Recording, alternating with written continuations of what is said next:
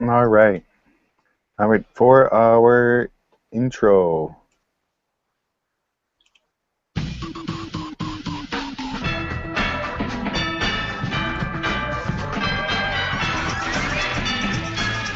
The Sunday Morning Linux Review with Mary Talmadge, Tony Bemis, and Matt Bender. Bite my 8-bit metal ass. That's bite with a Y. And as you remember, we were doing the vote. So here is our other intro that we were using before, just in case. The Sunday Morning Linux Review, starring Mary Talmadge, Tony Bemis, and Matt Anders as the Beaver.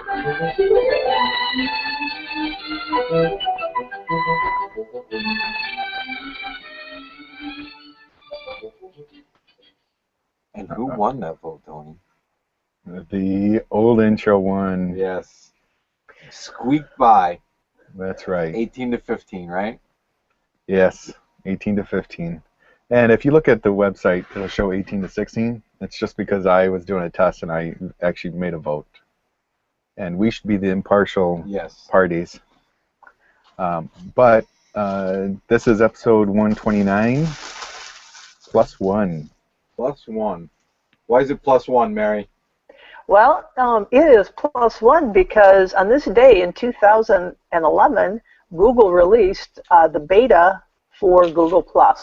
So obviously it's the little social media platform that we use quite frequently, and I just thought it was a good one to choose for today's episode name. Yeah, all right. So there you have it. Cool. And yeah, I was just going to say that. Oh, go ahead. Yeah? I'm sorry. Oh, I was just going to say that those of you who can see the video see that there's an empty chair that's been tossed back there with something sitting on it. That's not me. My backpack. Yeah, here. Yeah. That's Mary. See, I'm gone, Matt, and you just make use of that chair right away.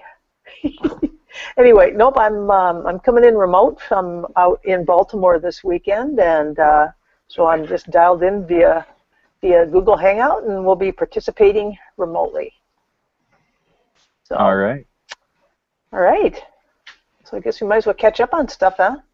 Yeah. And Mary, it sounds like you've been really busy the last couple of days. Yep. Obviously I did I'm in the middle of a road trip, and went through the Gettysburg Battle area. It was really pretty impressive. But from an open source software perspective, this past week, actually before I left, I had an opportunity to upgrade my PCBSD laptop from 10.0.1 to 10.0.2, and some of the new features that are available in this particular upgrade included a revamped App Cafe, and the App Cafe is a location in the PCBSD sphere of influence that has a whole bunch of different applications that have already been set up and prepped and are ready for install. So they've redone that, and the system seems to be working pretty well. So that was one of the main things that I did. And then just a few other stuff. But that's pretty much it for me. All right. All right. So Matt, anything exciting going on with you? I got a car. Ooh. So I am no longer at the mercy of Detroit public transportation, which blows chunks. If DDOT had to run a for-profit business, they would be belly up in 2 weeks. What kind of car did you get, Matt? I used Toyota Corolla, 2001 Toyota Corolla. Oh, good. But it goes forward. That was my only criteria, that it had to start up and go forward. Yeah. 2001's not bad. And stop on command. That was an option, really. All right. Well, good. It's good to know you got yourself what appears to be a reliable car. Well, it starts up and goes forward. That's all I'm going to say about it. All right. All right. So, what So about yourself there, Tony? Well, I officially started my new position, and it's a data or a network technician, and it shows up on my work intranet profile and everything. I'm like, woo! Although I'm still sitting in my same office I've been in the last 3 years. They have to find somebody to replace me before I can actually start my new job. So I'll be there probably another month. It takes them forever to Do you hire think it's people. going to be is it going to be a new hire, or is it going to be somebody moving from somewhere else? It's possible somebody moving from somewhere else, but I don't see anybody really in our group that would be moving up into the field tech position. We have some people over at the help desk that may be able to move in, but I don't know them because they're in Troy and I'm in Dearborn, which is like a 20-mile difference. No. What, 30 miles? hey, that new merger, Tony, how does that impact you?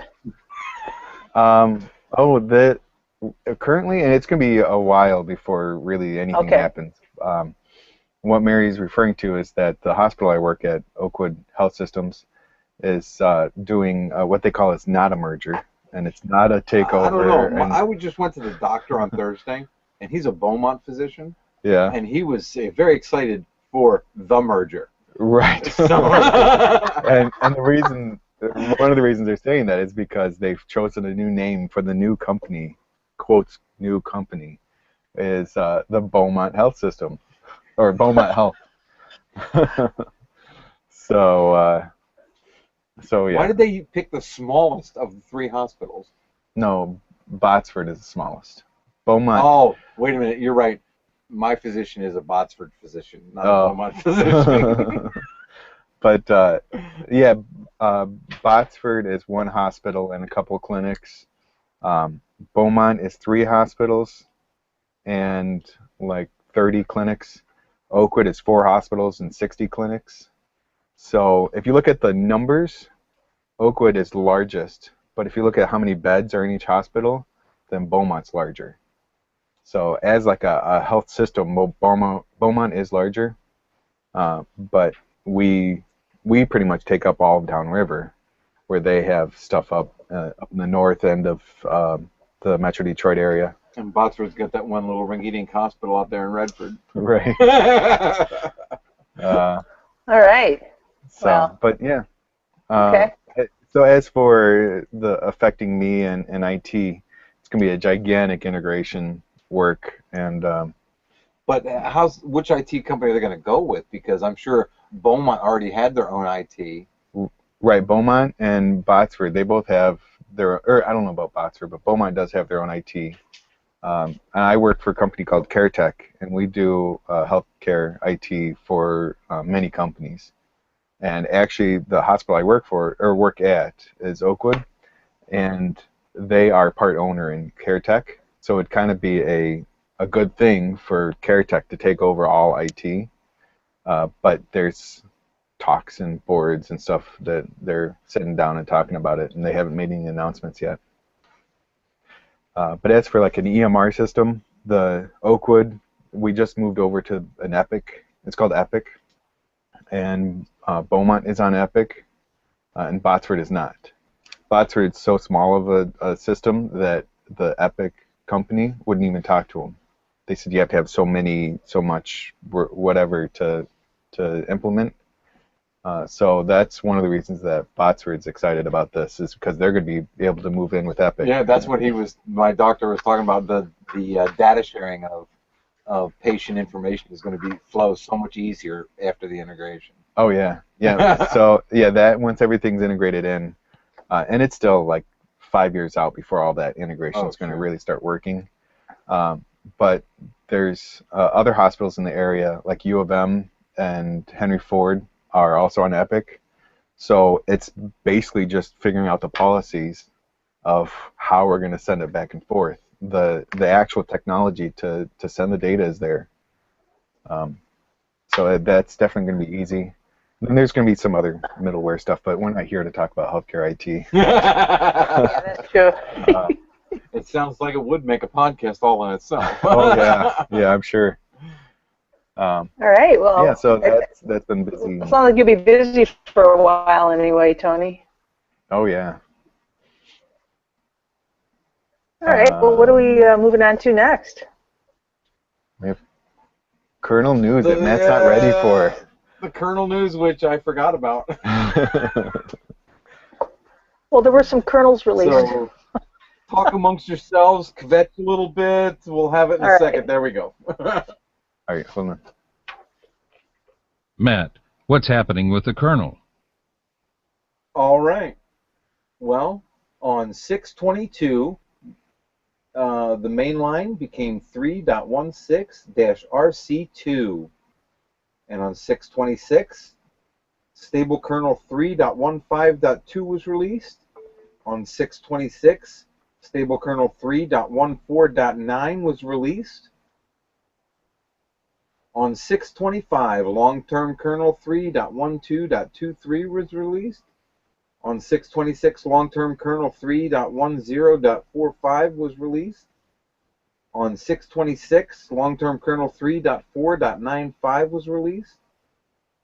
And on 6/18, long-term kernel 2.6.32.63 was released. The old 2.6 kernel. That is Still chugging along. And those are the kernel releases since the last show. You know, when I first started doing Linux stuff, it was right on the turn of 2.4 to 2.6. Right, so and, same with me. Yeah, and that's when distros were still releasing in 2.4, but the 2.6 was available if you wanted to download and compile. Right. So that was the first like big thing that I did is, well, actually I watched somebody do it for me. I had a Slackware server, and we did the install. And then he's like, all right, now we got to get this new kernel in here. And he goes, and then we started compiling. And then I had a dual core or dual processor P2, 400 megahertz, fast thing. And at the time, my boss had a single core AMD 6 or AMD 350 or something like that. And we both started compiling at the same time. Mine finished like an hour before his. It took forever for those to compile. But those were the days. Yeah. I don't remember them well. It's a much better time now. That was pre-stroke. No. I remember them, just not fondly. I get it. All right, so I guess we're going on to Tony. What's going on with the Linux distributions this week? All right, so on the 20th, we have Mageia with 4.1, and it's an unscheduled maintenance update. Remember that name, Mageia? Yes. It used to be up there on the list all the time, huh? Yeah, they have fallen out of favor. Yeah, you know, this particular release of Mageia is, as you indicated, Tony, I think also DistroWatch indicated, is a maintenance release. It's meant for new installations and upgrades from Mageia 3. And so, anyway, I just wanted to mention that as part of that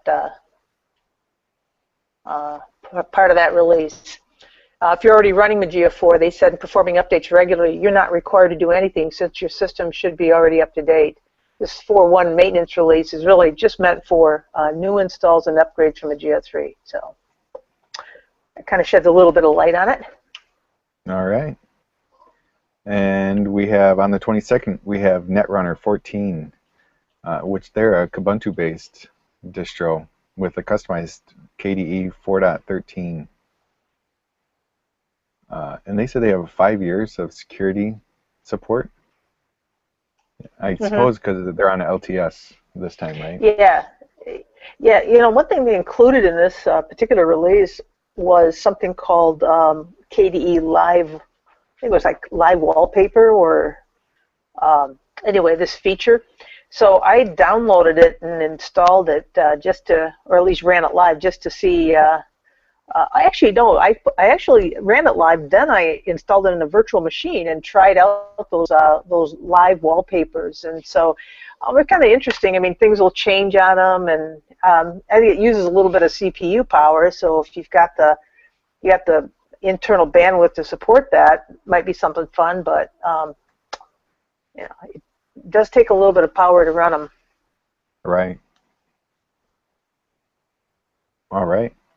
Next up, we have Makalulu Linux 6.0 KDE edition. They're Debian-based with the KDE desktop. KDE edition. Right. Yeah, you know what they did on this release is they have now it now sports a dual menu option, which basically means you can go ahead and go with the standard what they call the Lancelot.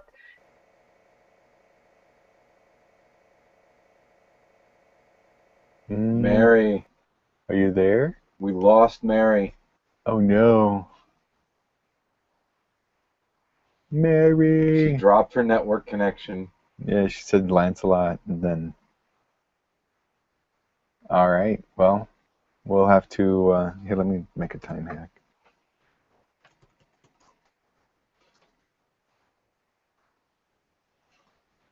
I forget how to make it colorized for a person. It's not at, and then their name. What is that? Is it? Oh, you start typing their name, and then hit tab. Will fill in their name, and then that'll alert them also. It's not a private message, but it'll. Right. It changes the color. Yeah, it makes it bold for them and stuff.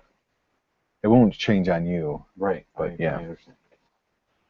And by the way, we're talking about IRC at the moment. If you haven't used IRC, it's actually really easy. There's a lot of people out there that poo-poo it and think it's hard to use. But it's really easy, and only if you want the advanced features, like saving your username and being able to do like manage a channel. That's when it gets a little harder. But you don't have to. Oh, maybe tab completion doesn't work in conversation. No, so I've done it before. You type in their nick. I started to type it. It does not complete. Then you just have to type it all out. I'm back. All right. Yeah, I'm back. All right. But we were talking about Tony, IRC. My internet ran out. My 3 hours worth of internet ran out. They portion it out in 3-hour increments, which I think is a very poor thing. I had a few things to say about Mukulu. Did you guys move on from there? No, we were talking about IRC for a moment, but okay. Go ahead. Well, what I wanted to mention about it before I dropped the call is that they had this dual menu option, and I think I maybe had gotten a chance to say that. There's a standard Lancelot menu, which is your typical favorites on the left, and then you've got a dual column arrangement of applications and programs. They also have the scrollable home run menu, and Matt, I was starting to say that I think you would not like that because I think we've talked about it before. But yes, anyway, these guys, can you still hear me? Yeah. Yes. Okay. I heard this little beep in my head. Voices are talking to me. Okay.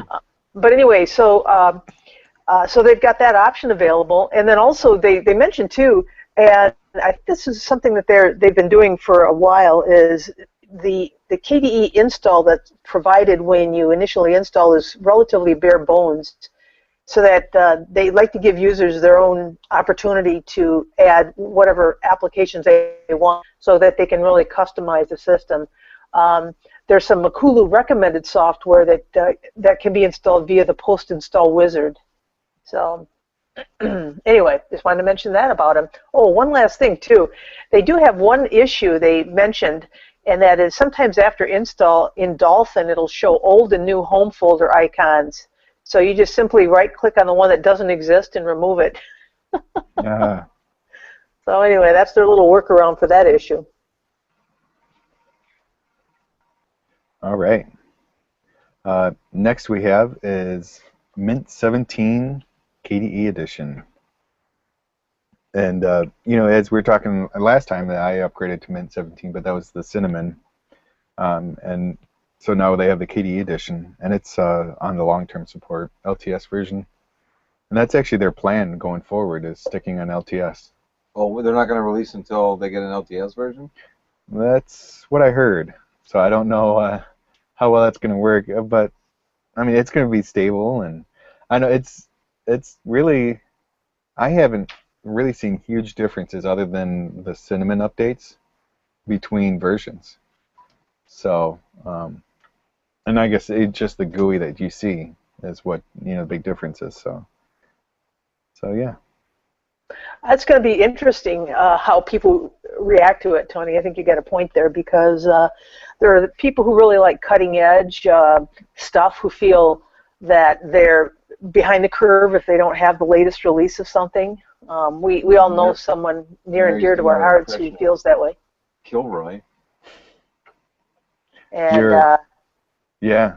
Hey, Mary, can you turn your tablet down a little bit? Because you're doing your Kilroy impersonation. We're just seeing the bottom of you're way at the bottom. All right, now, you know, okay. Now it's better. How about if I do this? There, I'm sitting on one of my legs. There you go. All right. All right. Now we can see your whole face. No more Kilroy impersonation. Okay. Yeah, well, I'm the Hangout's running off my Nexus 7, not my computer. So.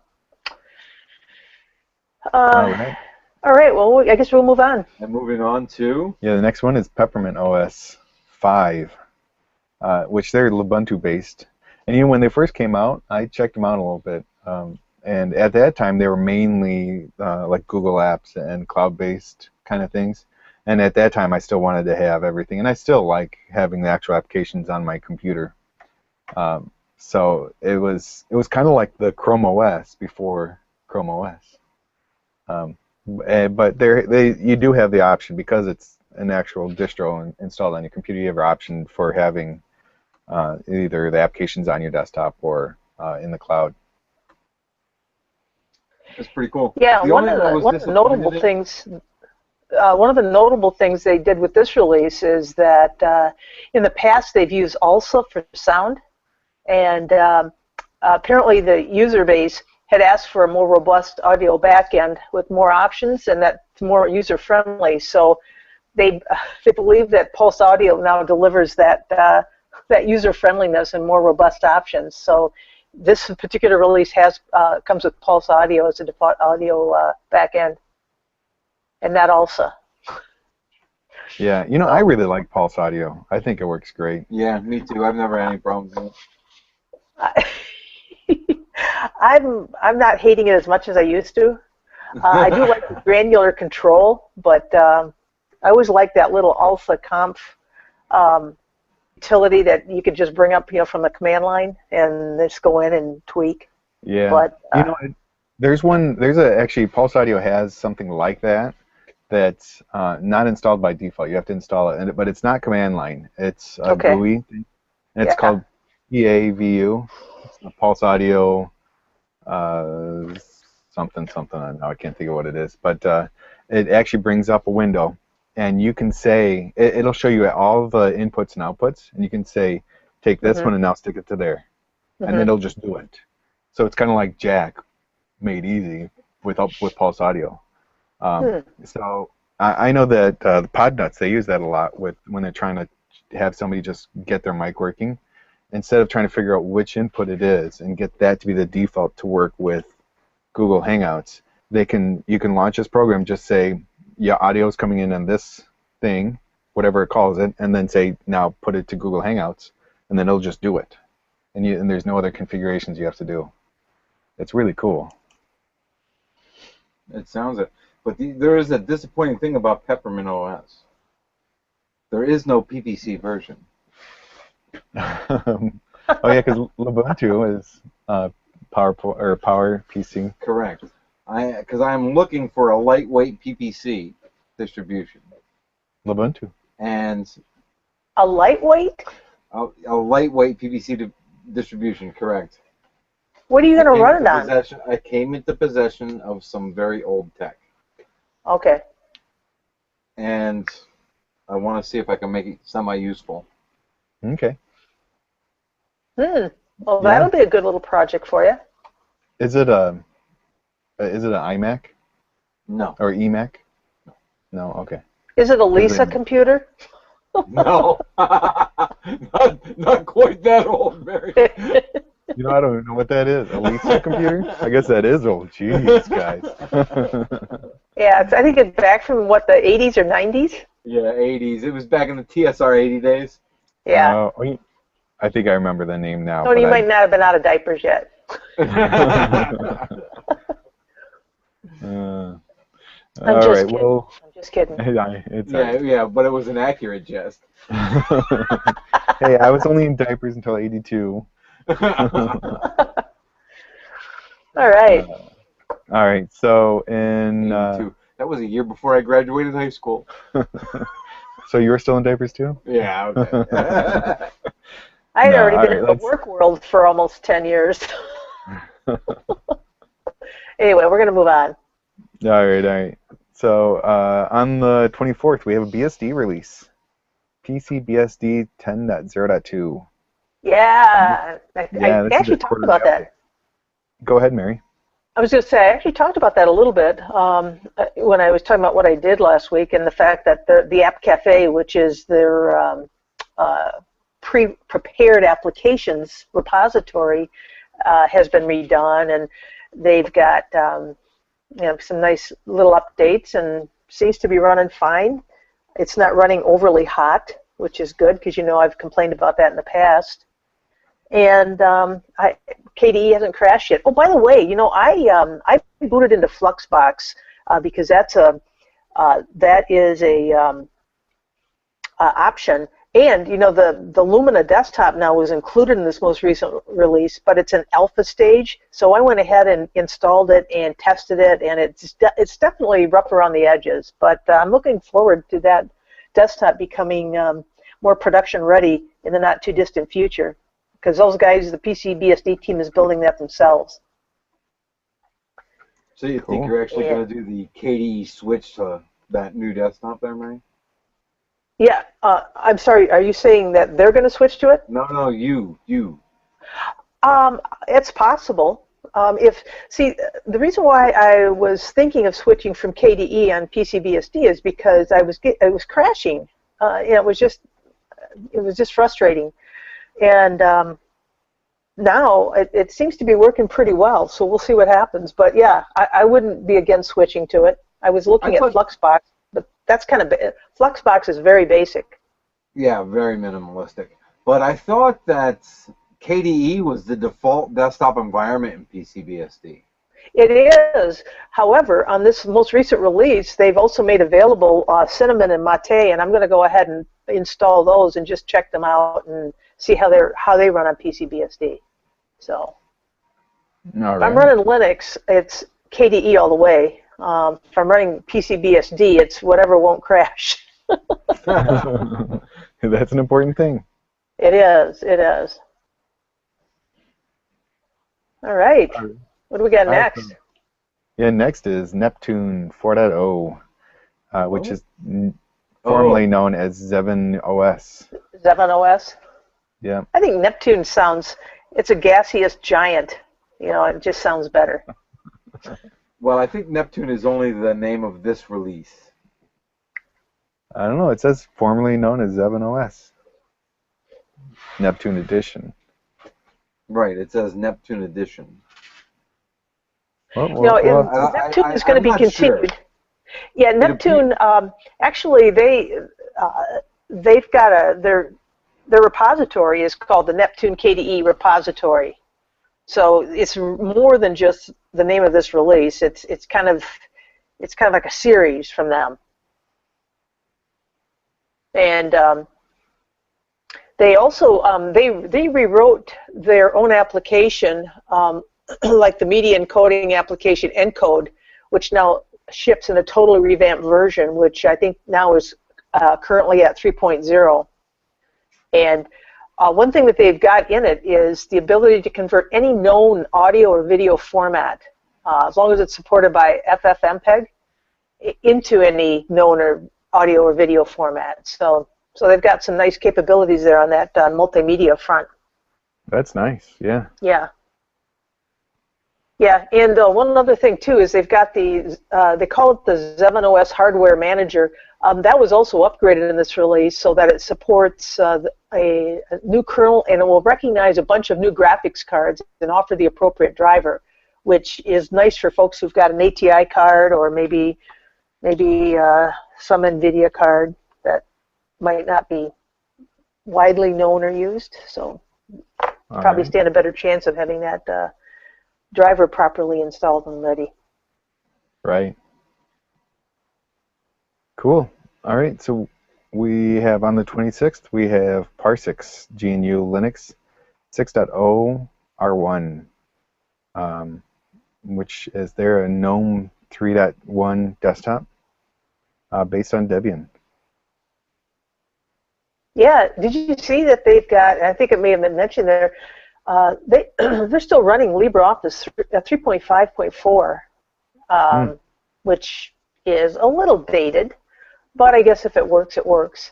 One thing they noted too on their site when I did some investigating is that the UEFI boot, they said that it doesn't support it yet. So they're still waiting to do that. They just want to. They say if you've got that type of PC, just make sure that the legacy BIOS boot emulation is enabled. So. Yeah. All right. Yeah. You know, at work I had to do that for our work computer just the other day, and set the legacy boot, and it's like 4 different things you have to go in and change. Yes, it is. It's a real pain in the. Well. Yeah. Yeah. Really, 4 of them you've got to change. Would have to bleep, so. I appreciate it. Let's not use that. But it's a real pain in the. You know what? Bougie. Yeah. All right. All right. Yeah, I think we already knew that. Right. All right. Also on the 26th, we have pfSense 2.1.4, and they're a free network firewall distribution based on FreeBSD. You know, I was just thinking about this the other day, and Mary, you know how you've talked about having 2 different internet connections at home. There's a way you can use pfSense to blend them together, so you have one internal network, and it will go out to both. It uses both interfaces, so it will aggregate them, and you'll get the bandwidth of both interfaces. Really? Yes. Yeah. Well, not necessarily the bandwidth, because that you have to do like pure packet trans. Right. But if it does like per connection out. Right. So if you have one computer downloading something, and then you have a second computer downloading something, they'll be using the 2 different internet connections. Correct. Yeah. So in essence, giving you the bandwidth. As long as you have 2 computers. If you only have one running or one doing something, then you're not going to see it. 2 people live in Mary's house. Yeah. So you should. I have this other computer that you can have that you can we can build a pfSense box and get that. Yeah, it's called multi-WAN. You know, I installed. You remember I installed pfSense on that 3 gig desktop, that Dell desktop that was given to me, and I played around with it. It was kind of nice to install it. Maybe we can just. I guess it would be something worth experimenting over, but I also envision that it's going to probably take some time to do. And yeah, well, it's something that maybe I can set up and configure here, and we bring it over your house and just plug it in, and hopefully it works. That's what's great. I love pfSense because it's also got a great graphical interface, Mary. So it does. I tell you, well, you know, when I installed it and looked at it, I really liked it. It was very easy to install and just do the basic setup. If you really want to take it through its paces, though, I think you need to do some reading. And become more familiar with the various settings and configurations. Yeah, but that's what's great about it too, is their documentation is really top notch. Yeah. And it is based on FreeBSD, but it doesn't use FreeBSD's PF. This is what I was told, and this is what I was understood. PF is If the further firewall. investigation does not bear this out, I apologize in advance. But what I was told was that they use OpenBSD's PF. They paid to have it ported, so they actually have a better database. I mean, the better firewall than the FreeBSD has. All right. Yeah, I wouldn't be surprised. I mean, there's some borrowing between those BSD distros. Or maybe I should call them BSD distros. Those Yeah, BSD what systems. are they? They're BSD distributions. Yeah, Are they? yeah, I guess they are. All right. So what do we got next? Next, we have Linux Mint 17 Xfce edition.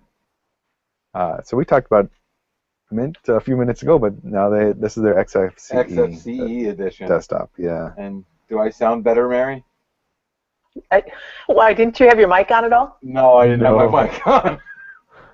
Wow. But as long as you could hear them, that was what was But important. if you could hear me, it was getting picked up, and we were all good. Yeah, I was hearing you. I mean, you weren't really loud, but I was definitely hearing you. That may have been a good thing. Hey, now that you got your mic on, is it on your shirt there? Is it turned on? Yes. Just giving Let's you a double hard check time. the audio. Go ahead, Matt. I think it's on. I gotta put my glasses on. No, it's not on. No, it's not on. Oh, all right. I live for these moments. I live for these moments. Now it's on. Do you hear me better now, Mary? Actually, I you can sound hear you about the better. same. Well, I can hear it better, and it's definitely getting picked up better. Okay. Yeah, I'm hearing you fine. I kind of heard you okay before. So anyway, we left off with Linux Mint Xfce. So basically, what do? Take the KDE and replace it with Xfce? So, that's what they did for you. You don't have to do it yourself. Okay. Yeah. All right, let's see. Development. Distribution Web Converger 25.0, which is based on Debian, and they are a web kiosk. Yeah, they're a kiosk distribution. Mhm. Yeah. Well, and I know I talked about them a couple months ago when maybe it was more than 2 months ago, maybe 5 or 6, but I did put it on a machine, and it's pretty slick. It'll boot to a browser, or you can also get into an admin area and get some things set up. But it's nice. It's got one job, and it does it pretty well. All right. And then we have Sparky Linux 3.4, Mate, Xfce, and Base. Yeah. Now this is their distro watched it right. They stuck them all in one entry. No, that's because that's the way Sparky Linux released them. Oh yeah, Mint will get more fanfare if they spread it out. Well, I think there's I think some advantage to a distro to spread it out because you get more face time. But they in addition to their live USB creator, which I think is part of that release. They've added a few things to their repository. They've got something called Mint Stick, and I suspect that's probably come over from Mint. And those of you who aren't familiar with it, it's a tool for formatting USB disks and creating bootable live USB disks. And also they've got Steam and the Steam launcher in there, 1.0.0.48. And then also, I wasn't aware that SeaMonkey was an internet suite. I mean, I knew there was a browser, but I didn't realize that they've got SeaMonkey Navigator. They've got an email and news client, news group client. They've got a whole bunch of applications within this SeaMonkey suite. I just didn't know that. I didn't know. I'm embarrassed to say. Huh. That's pretty cool, Mary. So, yeah. So, anyway, but that's what I found out about Sparky Linux when I did my digging. All right. All right, and the last one on our list for today is RoboLinux 7.5.4. Yeah, they're on a roll. Update. Yeah. They're definitely on a roll. So, All yeah, right. they've, let's see here. Well, one nice thing that they've put in there is Kden Live, so, which I think had been dormant for a while, but appears to be reactivated. So people can make use of that. You know what I think is a pretty solid video editing program. Going back a distro to Sparky Linux. Mm-hmm. No PPC. What is You it know with why? you lightweight people? You know why no PPC? Because that's ancient technology. But they're meant for ancient technology. They're lightweight distributions. Hey, well, lightweight doesn't necessarily equate Lightweight to And doesn't ancient. mean I think this ancient. laptop was made in 2002. That's 12 years ago. That's not ancient. Well, That's our it is mirror. What in did the you say? technology world, Nat. 12 years ago, think about it, that's like 2002. Yeah, 12. Bah humbug. That's what I have to say. Okay. Does it have a? Does the processor clock speed actually go into the 3 or the 4th digit? I don't think so. I don't know. What are you going to try to do with it? I'm semi-usable. Oh man. You know you won't be able to run anything Flash on it, or probably nothing. I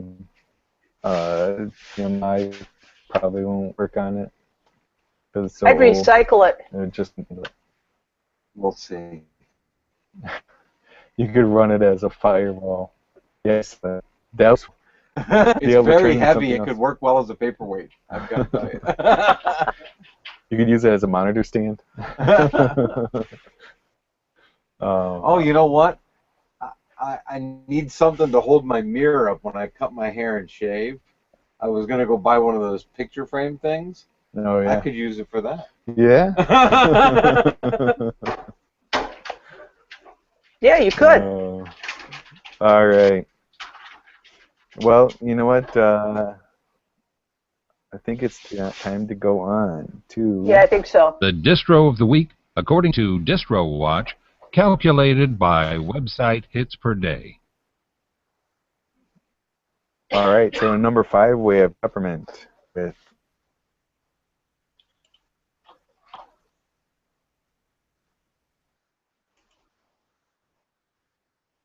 You guys hear me?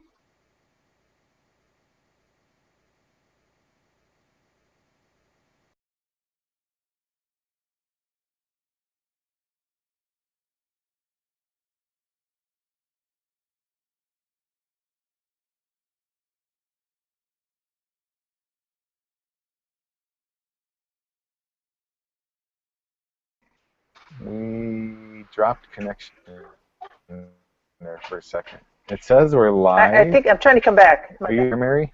Mary, Yeah, can you hear me? There's an error loading your app. we have Yeah. your connection, so if we have your connection, we must also be going out Yeah. to the internet. Yeah. Okay. Yeah, we're back. I can hear you. I don't know. I don't know I what can hear you app and was trying see to you. load, but. I don't know. There's some latency going on, and maybe the hotel's getting ticked All off at me for podcast streaming. Anyway, all right. So we're. Yeah, I can see you. Can you see me? No, I think it was on our side that time. Okay. Yeah. Yeah.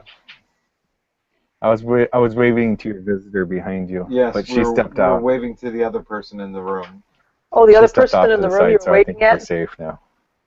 Okay. Yeah. All right. So. Yes. All right. Just being friendly. Yeah. All right. So I guess we're going on to. What to Top distro 7? are you reviewing this week, Mary? Oh. Well, top actually, seven. what I'm reviewing this week, this is going to be a very short review, and I'll explain why. Tony, I think I alluded to this before we went live this morning. I was doing some searching for a suitable distro, and I came across this distro called Xdistro, and I thought, wow, X the unknown. I just thought this sounded like a suitable candidate for me to take a look at. And the project, the Xdistro project, is a worldwide effort and initiative by a group called Tech Distro. And what they do is they promote the use of Linux everywhere. So nothing small time about these guys. And the purpose of Xdistro is to feel cool while using a modern and elegant and comfortable operating system. This distro is out of India, and I thought, yep, I'm going to go ahead and download it and take a look at it. As you know, I tend not to use Ubuntu derivatives because the experience is very predictable, and that's not a bad thing, but I like to try to find unusual distros. But I went ahead and took a look at this one just because of the way they had written this up. What I found out is that, are you guys hearing me okay?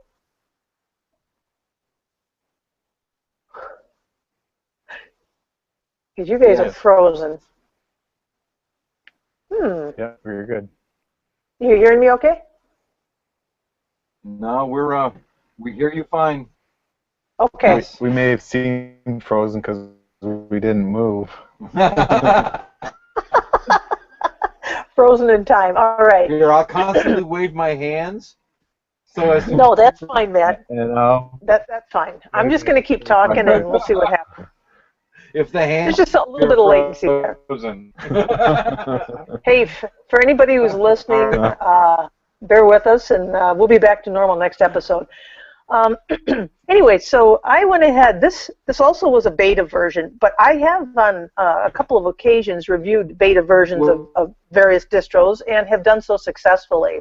So I decided to go ahead and take a look at this Ubuntu derivative that was in a beta version.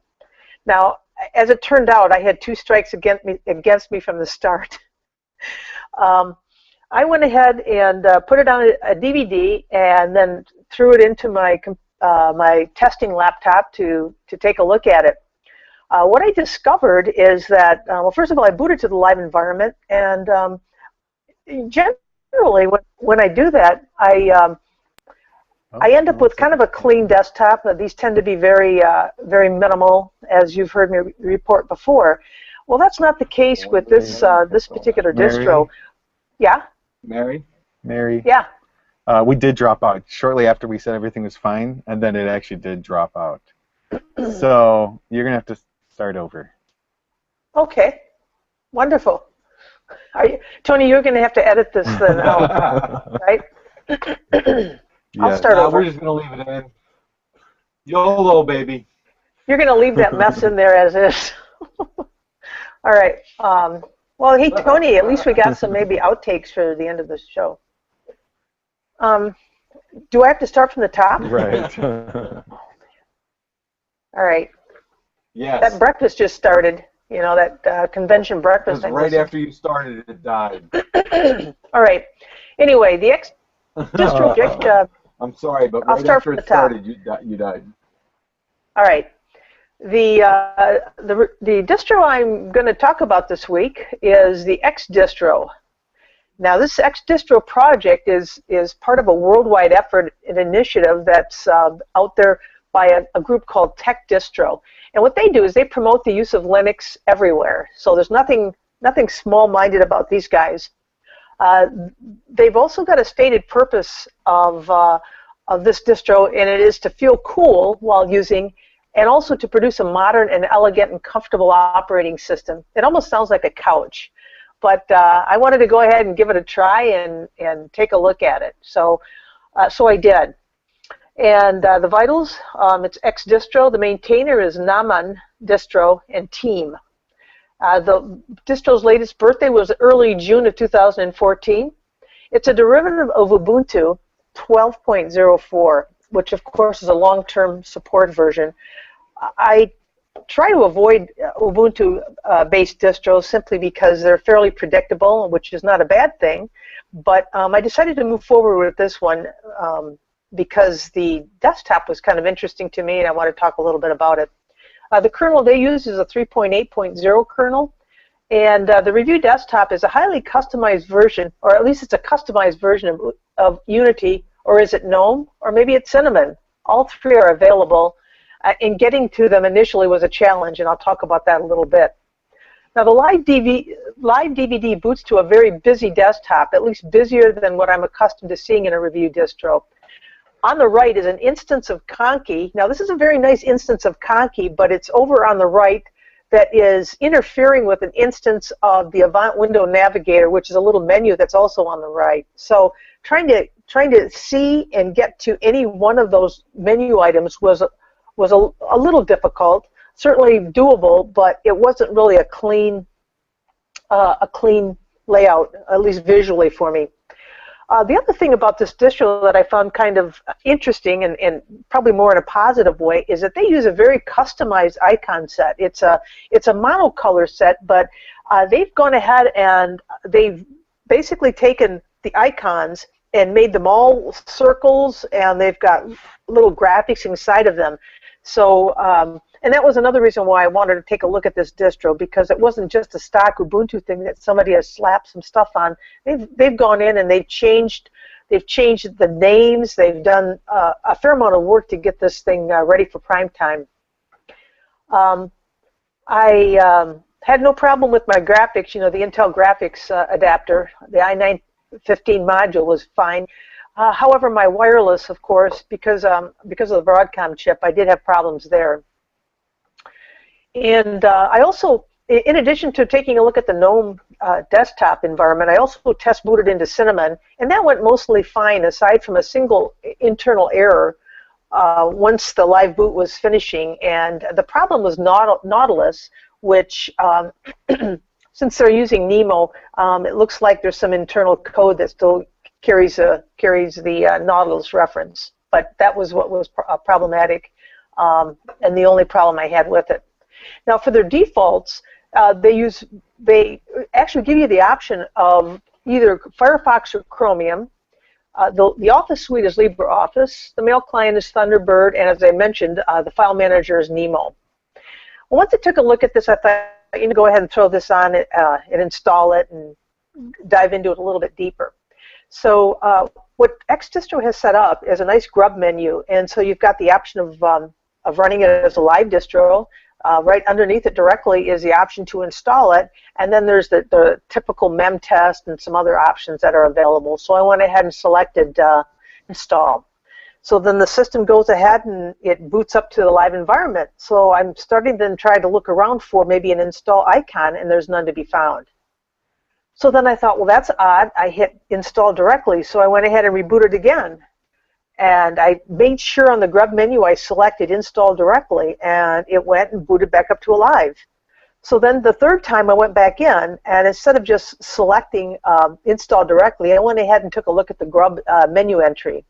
And what had happened apparently is that these guys have got both the live install, excuse me, the direct install and the live environment are the same entry, and they both point to they both set you up for a live environment. So there's no ability to install this distro, despite the fact that Grub is clearly making that statement in the menu listing. So I contacted the forum that supports this, and I said, hey, I've noticed this, and they said, well, it's a beta, so you can't install it. And I said, well, it would have been nice to put a little note in the Grub menu.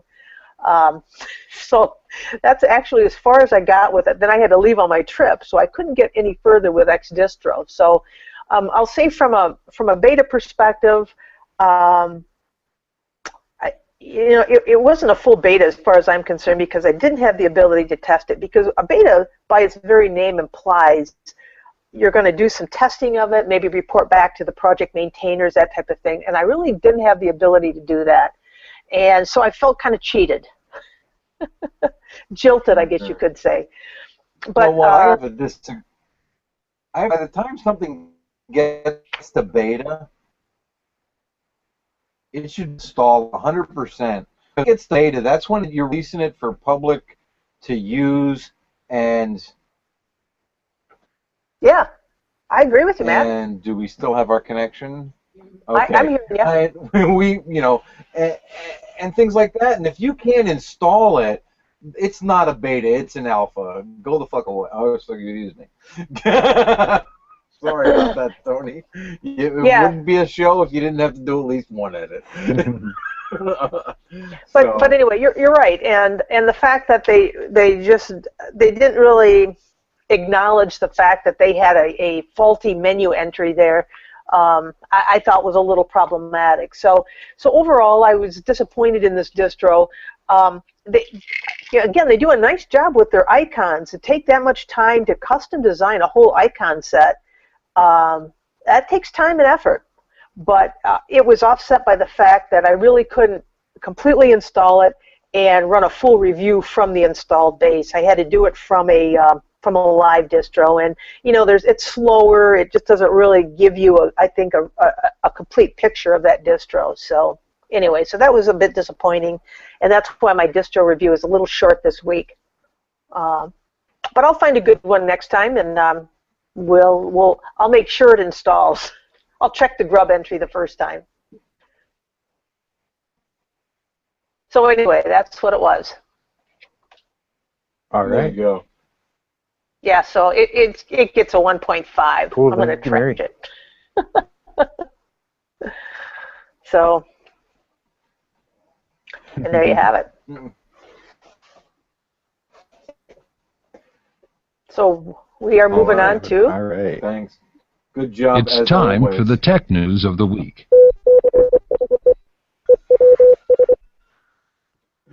We didn't notice he's got another edit out. No, it's saying good job, Mary. Thank you.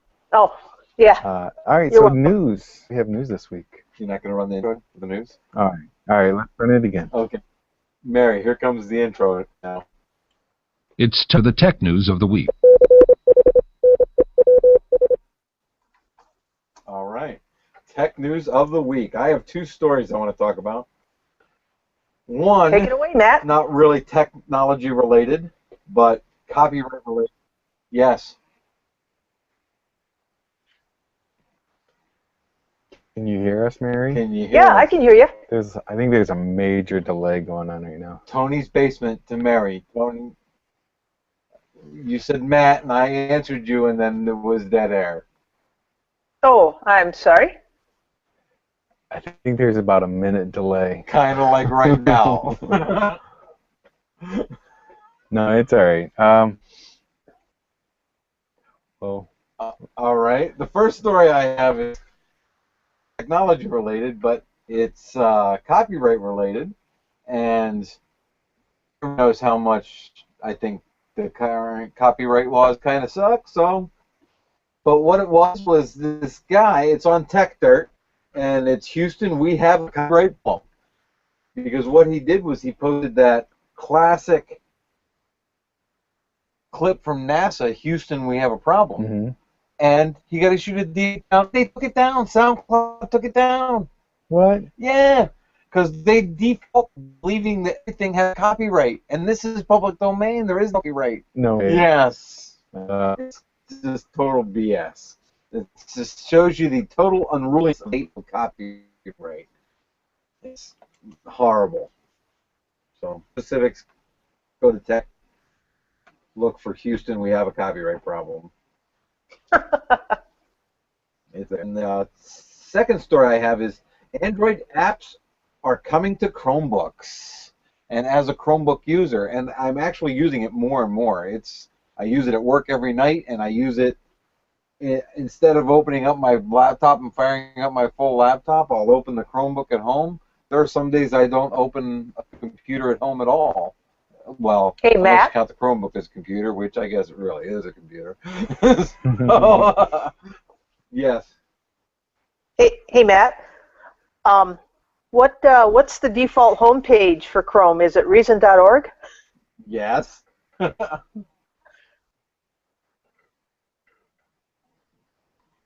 There's a, is it what? That should be my default homepage, Mary. yeah. That's what I thought. And you're doing your Kilroy again. Oh, am I? There we go. Oh, I'm not sitting on my leg anymore. Anyway. All right, well, let's... Back to... Can you hear me now? Yes, we can hear you. Okay.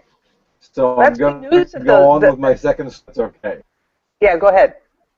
Android app... I'm sorry. Android apps are coming to Chromebooks.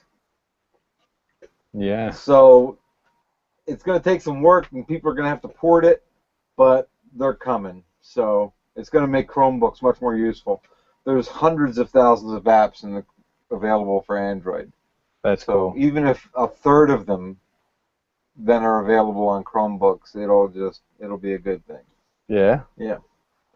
That'll be cool. Yeah, you'll be able to do a lot of stuff on Yeah. Chromebook. Well, there's a ton of apps. There's a ton of apps here now. You know, if you just go to the store. And what I thought I was going to do with it mostly, I have been. Netflix has an app on Chromebook. Oh. I've been watching a lot of Netflix lately because Yeah. I've been a subscriber to Netflix for a while, but I didn't have a device that could use Netflix. And me being the lazy ass I am, never unsubscribed from that. So you've been paying. Yes, and now I'm actually using it. All right. So, anyway, what do you have this week, Tony, for news? Yeah, actually, that Chromebook news was one of them but I have one that now you can use Chromecast near your Android's device to the Chromecast. Yeah, that looks really cool. Pretty cool. So I got a link in there. Right now I use a cable I can buy and it plugs into phone and put it onto the TV, and that's pretty cool. But doing it with Chromecast would be much better because you don't have to have hardware that supports it. 1 second. I think I just found out why we are having such problems with our connection. Why is that? I was accidentally running a download. Matt, I was going to say, I was watching and we were doing a solid 5 meg down. So I apologize to kidding? Oh, everyone involved. No, I What were you just running closed at the it? browser and said, wait a minute, a download is in progress. And I'm like, what download? And when I was looking at those various distributions, I must have accidentally clicked one to download yeah, we're at 90K down now instead of 5 meg down. it. So I want to Yeah. apologize for all of our quality issues. And the video is a lot clearer. Can you hear me now? Fine. Yeah, Oh, now there's yeah. like no lag No at all. lag. We're smoking along. Thank you, Matt. All right. Sorry, guys. No, actually, thank you for finding out what the problem was and stopping it. But Well, anyway. Though I started it by accident, I also ended it by accident. So And that's serendipity. Yeah. But you know, actually, I want to look. I'm trying to look up the link right now for it. But there's actually a Supreme Court case. I just found it that unanimously rules that software patents cannot cover abstract ideas. Did you guys see that? yes, it has to be Or did we talk about that last time? Or No, I don't think we did. But yes, I read a story recently about that. How it can't be an abstract idea because of the Supreme Court case they just had. yeah, that's a good thing for patents.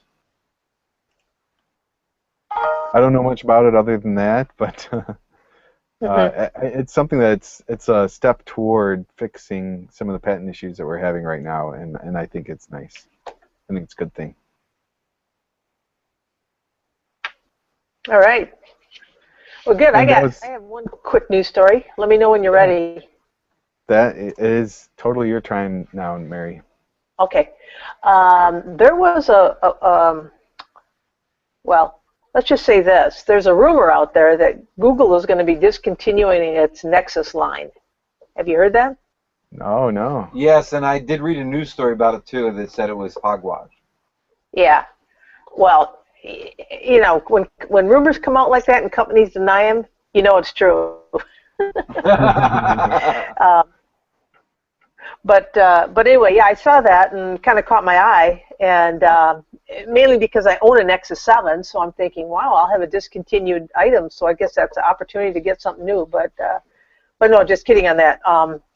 Yeah, it did kind of catch my eye, and I think it's because somebody, or at least the feeling was that Google was going to be moving more toward this other line, and unfortunately, because of my internet limitations here, I can't pull the story up at this current moment. But I'll be sure to include a link to it in the show notes. So, and that was the only thing that I had this week. All right. All right.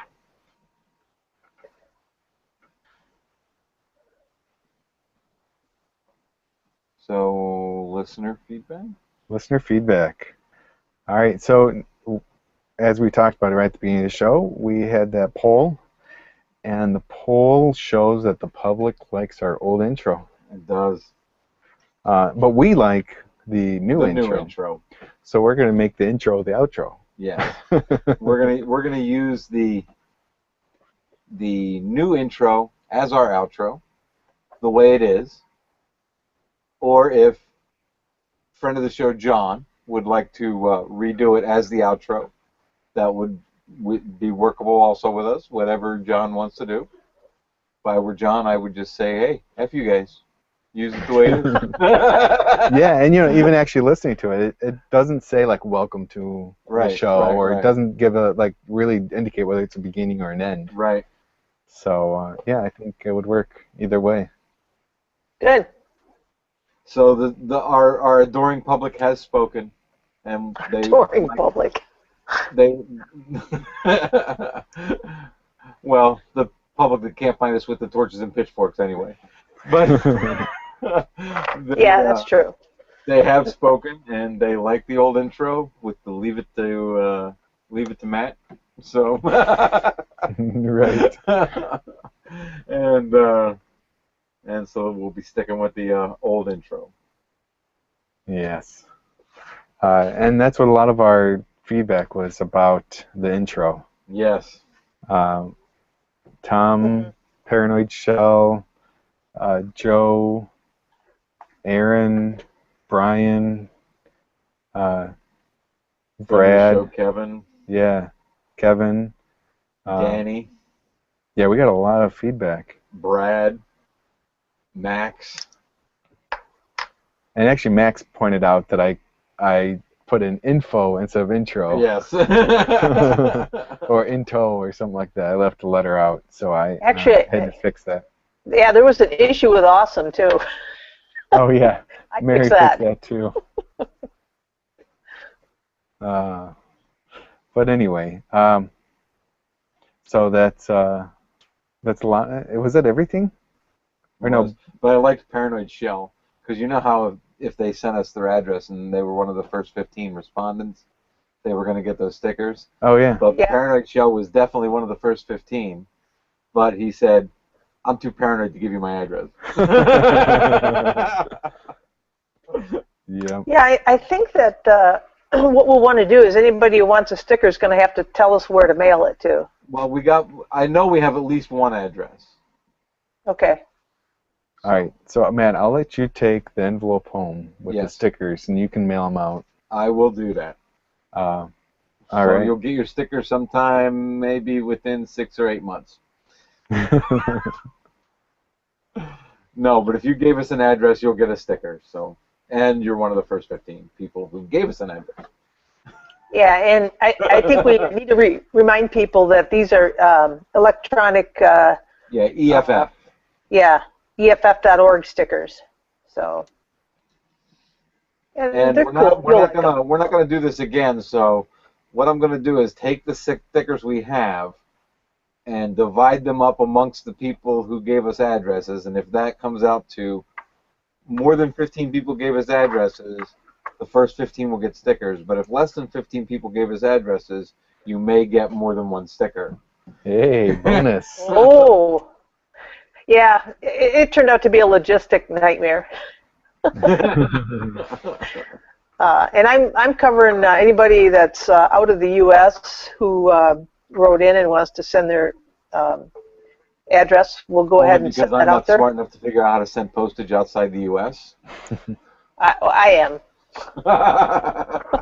All right. Well, anyway, we got an email from Brad, and it was more than just his voting. It says, "Like a bad penny, I'm back." Yes. So what? He said something to you, Matt, right? About Yes, Bash. He says, great. He told me that I had a great segment on the .bash RC versus the .profile. Well, that's not what the segment was on, but okay. I did touch on that, and what he says I didn't make very clear, which I didn't, was the fact that the Bash RC is sourced every time you open a terminal. So if you're in a graphical environment and you open one terminal and start to work, and then open another terminal and start to work, and then 5 or 6 terminals in, which is at work, I start with 4. And by the end of the night, I can have quite a few more than that open. So every time you start a terminal, your Bash RC is red. So he just wanted to point that fact out. So if you only really want it read once, put it in your Bash profile. Right. Because he was doing something, I forget what he says, with something with his Synergy. Yeah, Synergy, that was it. So it was loading something every time he opened a new shell, and it turned into a Pandy Buhuki. Synergy is actually a really cool program. I don't know if you know what it is. It lets you use one mouse and keyboard and over the network work with many different desktops. Yeah, it's like a KVM, software KVM. And so there's like an agent that has to run. So if he ran that in his Bash RC, that agent would restart every time he launched a Bash or a terminal. But if he puts it in his .profile, it'll only launch the first time he goes to log in his computer. Yeah, and I had a similar issue where I was not mapping, but that's like the Windows thing, but I was mounting NFS, SIF shares to my file server, and I was doing that in the Bash RC. I had to write in an fthn script and stuff that would, if it's already mounted, then don't mount it. But if I'd known, I'd just throw it in my .profile, then it would have been all good. I wouldn't have to worry about it. So yeah. All right. I can't relate. I'm using ZSH. You have a ZSH profile. I know. I just said that. I said that to get my little plug for ZSH in there. And he also mentions to Mary about learning Python, that there's a couple books, and there's over 500 plus free programming books and on a number of different languages. Oh, there's a GitHub repo for that. Yeah. Yeah, that was very helpful of Brad to provide that information. I appreciated that. Yeah. I think I responded to him too. And then he also came back to me again there and said, "Really, Matt, you don't consider Gentoo a viable server OS?" And my response to him was, on Gentoo, no, I don't, and because I said so. So that's it. End of discussion. Yeah, and he says that while pen testing is fun, because I said I was going into security stuff. It can be kind of boring, especially when you have to go through and read and review the security plans and doing the paperwork. So, all right. And he says, "Have a good fortnight." Yes, he does. All right. Well, I think, was that it? I think that was it. I do believe so. All right. Well, and there were those other people that said, we already named them all. But their input was mostly just on voting, and where they wanted the vote to go.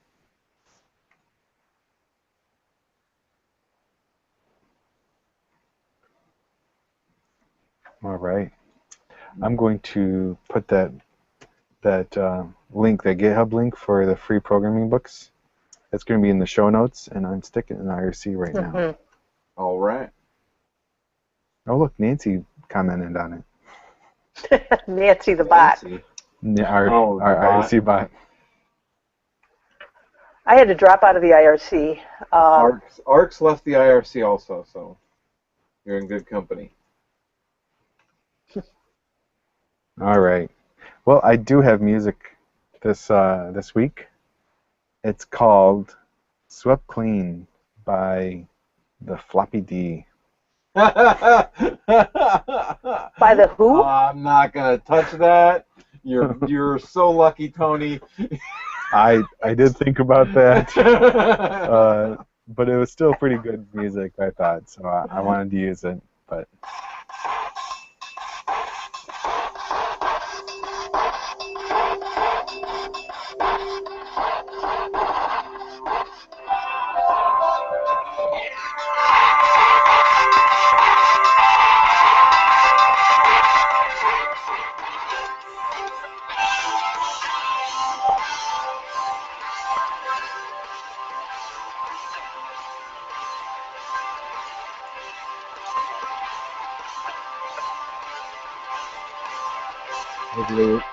it has a really long intro, which if you tune into our regular download and you'll be able to get the full song, or check out the show notes.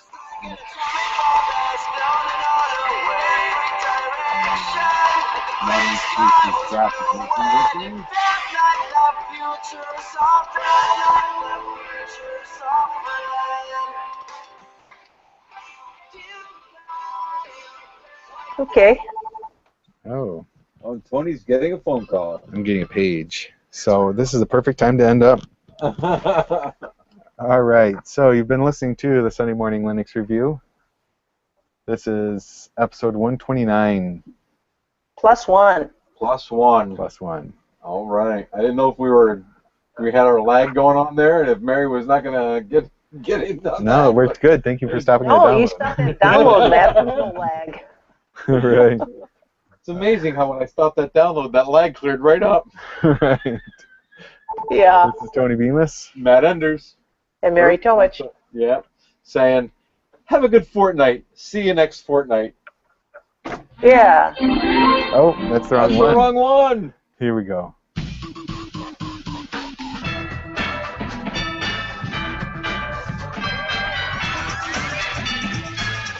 The Sunday Morning Linux Review with Mary Tomich, Tony Bemis, and Matt Bender. Bite my 8-bit metal ass. That's bite with a Y. And All right. that's That's a wrap, guys. it. That's a wrap. That's a wrap. Okay. Or as we say in the showbiz world, we're going home. Yeah. All right, I'll see you thanks, guys in a couple weeks. Tony, I might see you yeah. sooner if I get that computer over to you. Sounds good. I Okay. think I just closed my laptop before it was All right. done shutting down. Bye. Bye. See ya.